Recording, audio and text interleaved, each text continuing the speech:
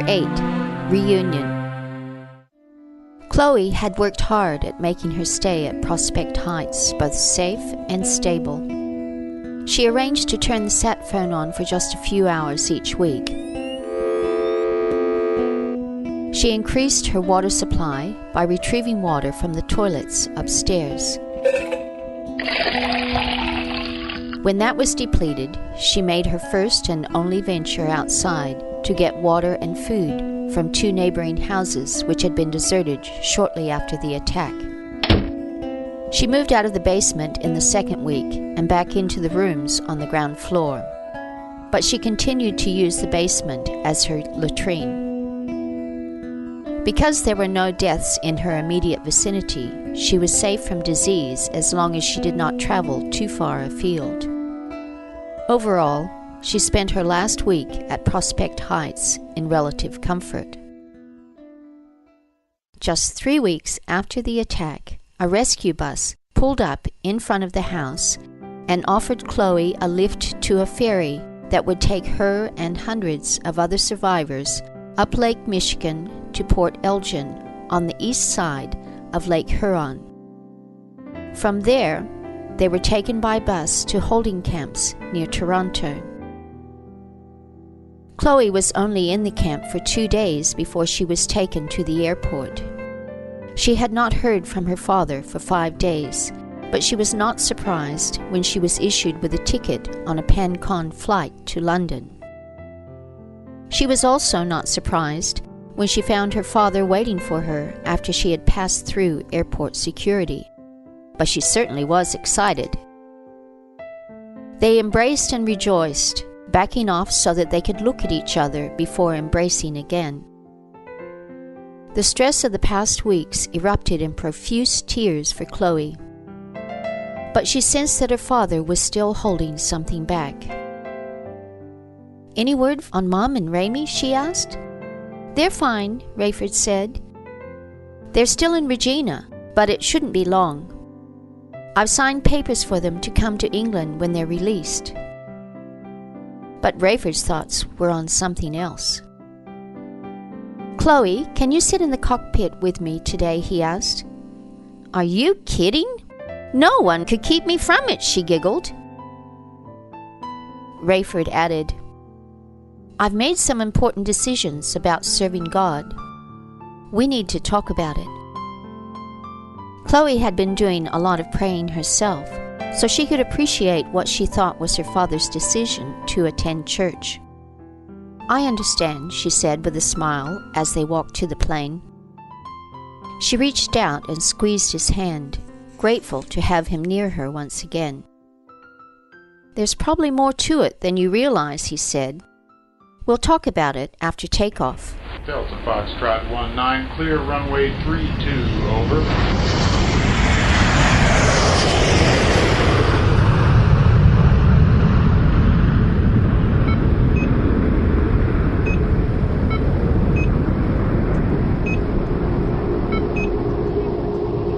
Inside the plane, Rayford was totally occupied with routine safety checks, communication, both with the control tower and with passengers, and with flying the aircraft.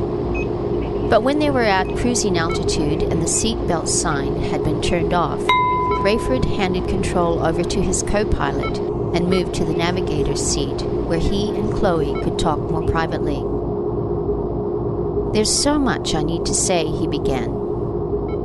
"First off, you should know that I personally don't have a house or even a room in London." "We'll manage. I'll get a job," Chloe promised. Rayford searched for words to tell her the depth of his new commitment. We don't need jobs," he said. "In fact, I'll be quitting this job soon, to work for God." Chloe's eyes opened wide. Something strange was going on. "Quit your job?" she asked in amazement.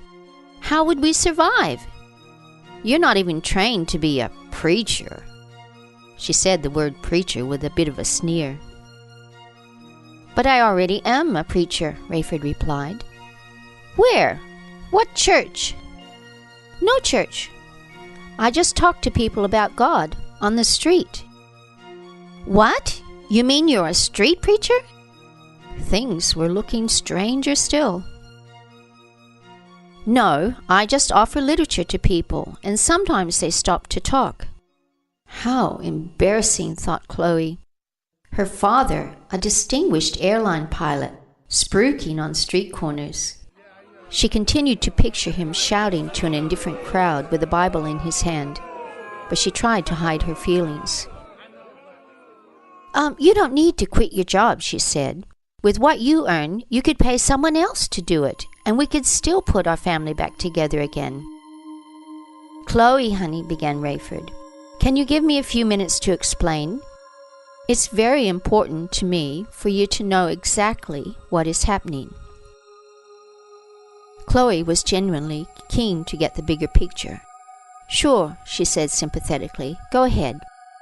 She settled back in her seat to listen. Rayford began at his airport encounter with Reinhard hours after the attack. He told of how he had always felt that religion, as taught in the churches, was shallow and escapist. But he admitted that he too had been shallow and evasive when it came to the things of God. These guys in the van got me reading what Jesus actually taught, he said. Chloe had never responded to religion as taught by her mother, so Rayford knew he could not reason with her as he would with Irene. He needed to start with something more basic. You can't tell me that what you've been through these past 3 weeks hasn't made you think about God, he said with a knowing smile. Chloe nodded. She had often prayed for help, especially during those first few days in the basement. But prayer for her was something that you only did when all else failed. It wasn't fair to burden God with things that you could work out for yourself. Well, I've come to see that our whole existence is part of a plan, sort of a test, where God watches to see if we'll serve Him or if we're going to insist on doing our own thing. Then Rayford appeared to shift tack for a moment. All the prayers in the world won't keep us from dying one day. Yet most of our prayers seem to be asking for just that. Prayers that we will not suffer, not die, or just not be too inconvenienced. Rayford felt that he was not making himself clear. What I'm trying to say is that if we're going to pray at all, we need to be asking for something other than selfish things. There was an interruption as a stewardess came in with coffee. Chloe accepted a cup and added sugar, but she was distracted mentally, trying to make sense of what had happened to her father. She could not get the picture out of her mind of Rayford standing on a street corner and shouting to the public. How could he seriously think that he could serve God in that way? Nobody listens to street preachers. If her dad really wanted to preach, he should do it through a church. He was too smart to be preaching on the streets. Had he snapped under the pressure of the war? Chloe was pulled out of her reverie when Rayford resumed talking. Honey, I'd give anything to get you to see what I've seen. But with or without your support, I really have to go through with what I believe God wants me to do. No response, so Rayford went on. We weren't put here to work for money. We were put here to work for God. When you accept that, it's easy to see how virtually all of the world's problems have come from greed. I've been living on almost nothing for the past 2 weeks, and I feel more alive than I ever have before. That's easy to say when PanCon pays your hotel bill, Chloe argued. And who gets your paycheck? This Reinhard guy? Sounds like a scam to me. Reinhard holds some money, but he's not spending it selfishly, and I haven't been staying at the hotel in London. PanCon isn't even feeding me when I'm in England. Rayford made several attempts to get Chloe to see the spiritual importance of what he had discovered, but she could not be pulled away from the material issues, and he didn't like being put on the defensive about his faith. We've got a room for you, Mum, and Raymie with a friend in Guildford, he said. You'll have to share it with Raymie and Mom when they get there. It's almost impossible to get cheap accommodation with all the new arrivals." "And where are you going to stay?" Chloe asked. Her attitude was changing from shock to anger as the extent of her father's commitment dawned on her. "I'll be staying in the van with the other guys," he said. "That's part of what I've been trying to tell you." "What kind of a God is that?" Chloe half shouted. Her face was screwed up in anger. "He wouldn't tell you to leave your family, not now, when we need you so much." And tears began to form in her eyes. Rayford's heart was breaking. He had always been close to Chloe, and he had hoped that she would be more understanding about something that meant so much to him. He decided to let her think things over while he tended to official duties in the pilot's seat for an hour or so. When he returned to the seat beside Chloe, she was much calmer. She had brushed away her tears.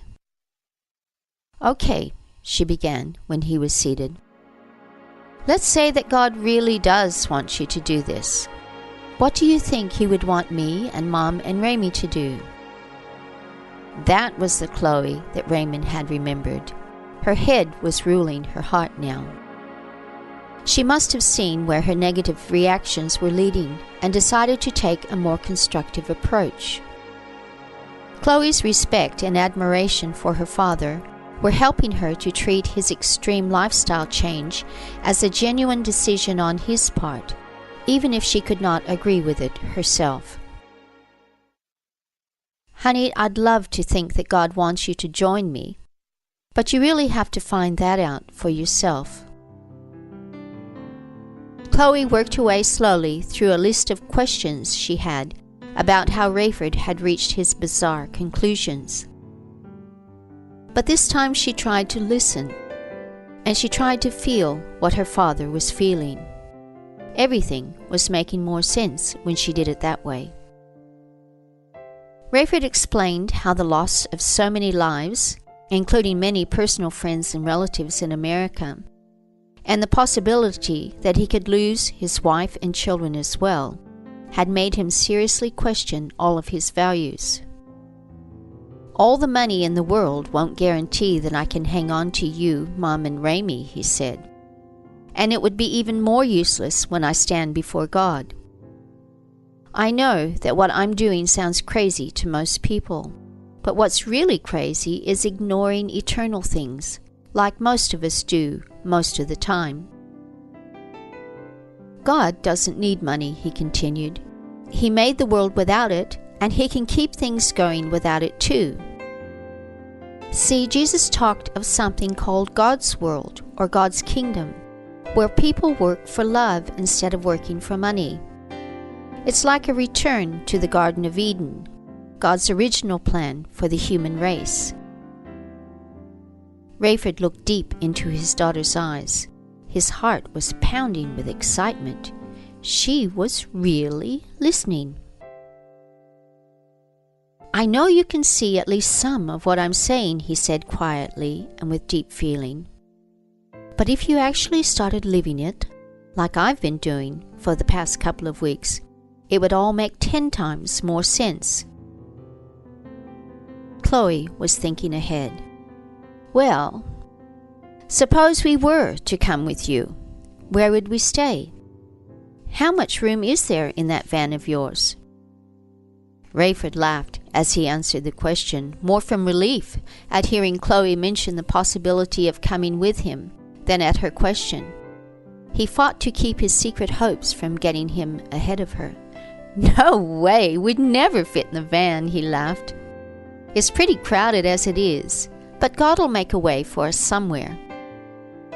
"I'm not saying that you've convinced me," Chloe cautioned, "but I don't want to lose you either." The truth was that she still thought he might have been sucked in by a cult, but she didn't want to go back to arguing. If she could check it out for herself, that would be better.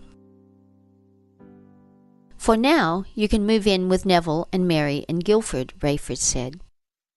"They're an elderly couple who have supported the team for a few years now. They have an extra bedroom that they let us use when we're in the area. We'll have plenty of opportunity to visit you and for you to visit us."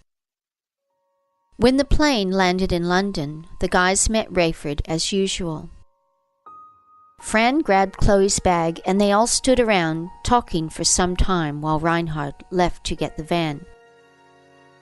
"Parking is too expensive at the airport, but we know a place a few blocks away where we can park for free," Rayford explained. "Reinhard won't be long." Chloe was surprised at her father's miserly approach to such a minor thing as an airport parking fee. But over the next few weeks, she would see many more examples of how the men had learned to survive on almost no cash in a world where everyone else spent freely. They called it being poor in spirit. The van was smaller than she had expected, but the other members of her father's team were nicer and more normal than she had expected. The room at Neville's and Mary's was adequate, especially when she compared it to her stay in the basement at Prospect Heights. Food was plentiful, as were fresh water and clean clothes. If nothing else, she had learned to appreciate little things more over the past 3 weeks.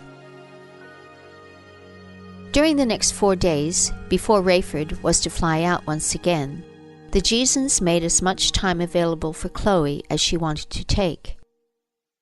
She was impressed with their genuine concern for her welfare. She learned that Reinhard had been saving up Rayford's pay from PanCon, and he already had enough to rent a small apartment for the Straits after Irene and Raymie arrived.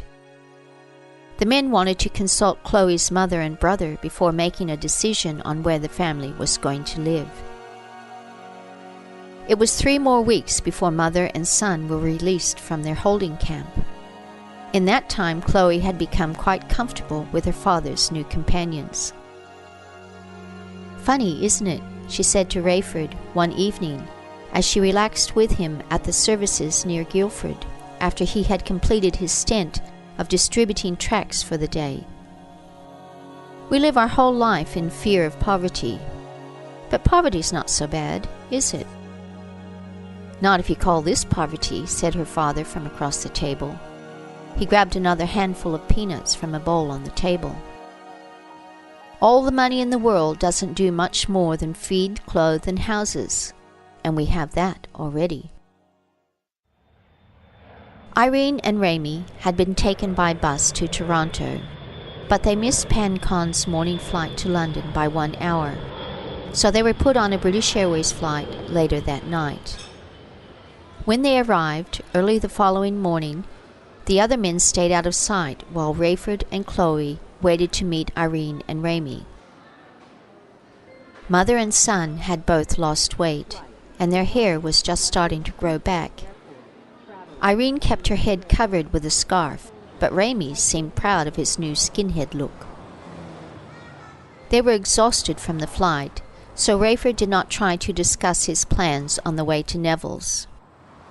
Shortly after they arrived in Guildford, both Irene and Raymie fell asleep. It was almost noon when Irene woke up and stumbled into Neville's big living room. Rayford, Chloe, Neville, Mary, and the other Jeesons were all gathered there. Rayford introduced Irene, and she gave them some idea of what she and Raymie had been through since they left Prospect Heights. Rayford had been planning to talk to Irene privately about his plans, but the subject came up in the course of introducing the other Jeesons. Rayford had Chloe's qualified endorsement, but he also had the advantage of Irene's prior commitment to Christian faith. More than anything, what helped him was Irene's dramatic change on the Cloverleaf in North Dakota. It had broken the spell that Vernon Billings and traditional Christianity had over her. And now her husband was offering her a new purpose for living. More than that, he was offering her something that was truly Christian. She listened intently and tried not to panic at what Rayford was suggesting. Over the next few weeks, Irene, Chloe, and Raymie progressed from being cooperative with Rayford to deeply respecting him, to adopting his faith for their own. There was no single moment when it happened, but the more they studied, discussed, or even thought about the teachings of Jesus, the more their faith grew. They unanimously chose to join their Jesus. A month after Irene returned, Rayford was released from his obligation to stay with Con. A group decision was made to use the money they had been saving for an apartment to buy another van for Chloe and Raymie instead. They would use it in their job as Jesus tract distributors. Neville and Mary had become quite fond of Rayford and Irene, and they insisted that the couple use the second bedroom at their apartment on a permanent basis. From that point on, life for the Jesons took a dramatic turn.